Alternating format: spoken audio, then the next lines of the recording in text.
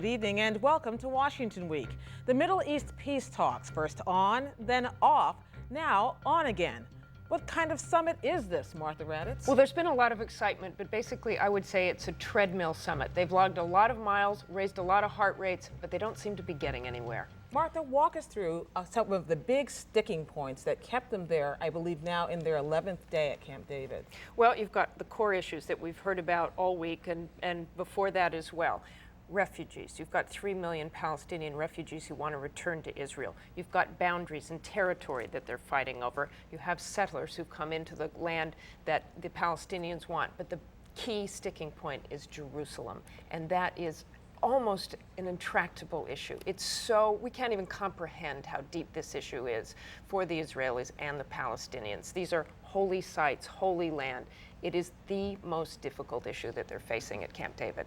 And Yasser Arafat, who says that he wants to basically declare a Palestinian state, whether these talks succeed or not, does he have any room to give on something as key as what the Palestinians' historic homeland in Jerusalem and capital of Jerusalem? Well, apparently he doesn't think he has any room to give, and the pressure is really on him because the Israelis have been leaking stuff for months and months about what Ehud Barak is willing to give up and what territories he's willing to change. So the Palestinians, it really is in their court at this time. So it seems that no one is compromising at this point. Ehud Barak feels he can't compromise any further, and Yasser Arafat believes he can't compromise any further. Thus the treadmill. Could you take us sort of to the end game, if that's possible in in the Middle East negotiation? What would be the domestic politics for the Palestinians and for the Israelis if this succeeds or if it fails? Well, if it succeeds, remember Ehud Barak barely got through a vote of no confidence. If he goes home without sort of any agreement, he'll be in trouble. If he goes home with some sort of agreement that nobody's happy with, he'll be in some sort of trouble. So I think in some senses it's a no-win situation for him. But I think it would be worse if he went home with no agreement, because all they have hanging over their heads is the threat of violence. And even though he got a no confidence, even though he survived a no confidence vote, the Israelis seem to like Ehud Barak, and the majority of people want him to come to some sort of agreement. Now Yasser Arafat, who's getting old, who is ill, he has a legacy he wants to leave too. This is what he's wanted his whole life.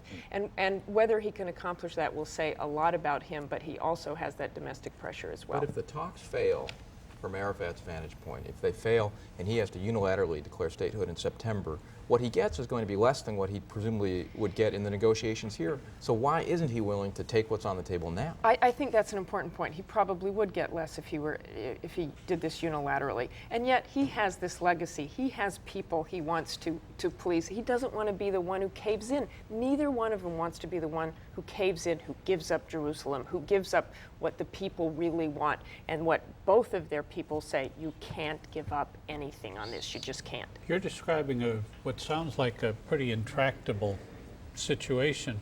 Given that, why did they decide at the last minute to stay and play rather than just take their toss ball and in go their home? cards? Yeah.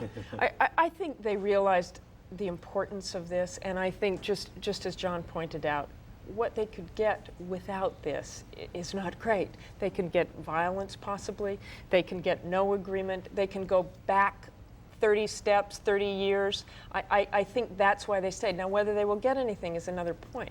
I mean, it really was an extraordinary moment when they turned this around. I mean, you had people at 11:15, the White House coming out, issuing a very terse statement saying, this thing is dead. About an hour later, we started hearing up there, wait, the Israelis and the Palestinians, they want to stay, it's a second chance. And for a while there, we all thought, well, we're victims of spin. This was really just a plot. But everyone had their suitcases packed, they were ready to go, and out comes, about an hour and a half later, the President of the United States in this small elementary school, looking tired, haggard, but very sincerely saying everybody realized how important this was. They want to try to reach a decision, but this is very, very tough.